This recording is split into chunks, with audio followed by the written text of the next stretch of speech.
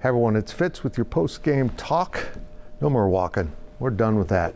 We're not lying anymore. Hey, you know what? I thought USC would win this game, and I thought they'd win this.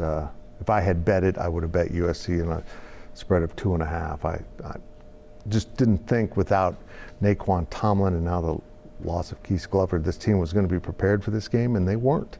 They just weren't. They just didn't look like they were anywhere near being a complete product. And we learned last year when watching Jerome Tang's team that it took them a while to find themselves, to find their character. Remember, they struggled to win at Cal, and Cal was awful. They struggled to beat LSU, and LSU was awful over the course of the season. They struggled to beat Wichita State at home, and Wichita State was awful. They played a good USC team. They've got some dudes, and Bronny James didn't even play in this game. But losing 82-69, honestly, that's deceiving. It's not accurate. This was a 20-point loss. This was a blowout. But what kept K-State in this game was a real positive, the positive being the fact that they fought. They really did play hard. I've never covered a game in which a team had 44 rebounds and more than half of them were offensive rebounds. And that's something K-State pulled off in this game. It was really impressive to watch them do it and to watch them play with that kind of determination. Problem was they didn't convert it into many points, 15 total, off of those rebounds. So if you've got more rebounds and second chance points, something went horribly wrong. K-State shoots 31% from the field. That's dreadful. That's awful. And when your big three, the players you expect to be your big three without Tomlin out there, Cam Carter and the transfers, Arthur Kaluma and Tyler Perry, combined for 10 of 44, I got to tell you, that's not going to happen very often this season. It's just not. That's not what those guys are about. And maybe it was first game jitters. Maybe it was a big environment and a big arena against a team that has got more advanced players right now. But I think you're going to see more consistent scoring from those guys. USC did a really good job defending for the most part. They were really long and disruptive. I don't know how many blocks they had, but it was 8. They had 8 blocks in this game, and I think that pretty much sums up how bad it was. K-State took the ball in the lane. They got thrown out.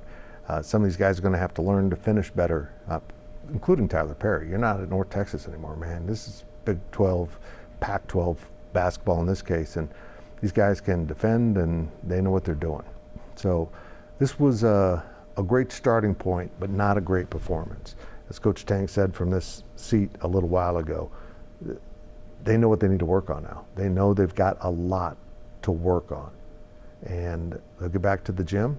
He pointed out they played horrible against SMU in their secret scrimmage. That those things are no longer secret, and they improved from that. I'd hate to see how bad they were going into that game, though. If they came back and played better, so they do have a lot to work on before they take the court on Friday. This team's going to lose some games early in the year until they find themselves, and certainly until. If they can get back these guys. They've had to play all 3 freshmen. At one point there in the second half, they had the 2 freshman guards out there at the same time, and the results were, pretty predictable. Asked about the play of the freshmen, Coach Tang said, they played like freshmen in their first game, and it wasn't always pretty. But you would have hoped that some of the veterans would have played better. Really, the only guy I can say played a solid game for Kansas State was David Gasson, who had a double-double at 10 and 10, but he's just not the type of player that can carry you through a game. And, he's a good complementary piece, and he had nothing to complement with. Tyler Perry's stats at 22 points is so deceiving. He was 5 of 17 from the field, but he missed his first 8 field goals. His first 8 field goals. He ended up 4 of 12 from the three-point range, and 8 of 9 from the line. So 8 of his 22 came from the line. He did have 6 assists and 4 steals. There's some serious game there. He's just going to have to settle in. Again, shooting at a level against longer defenders than maybe what he saw last year at North Texas. Arthur Kaluma started it with a fury and ended with 6 points on 1 of 11 shooting from the field. Just awful. It's absolutely awful. Cam Carter 4-16 and 15 points. So a lot to work on. Not a good result. Certainly not a good week for K-State sports or a weekend, as everything that could go wrong seemed to go wrong.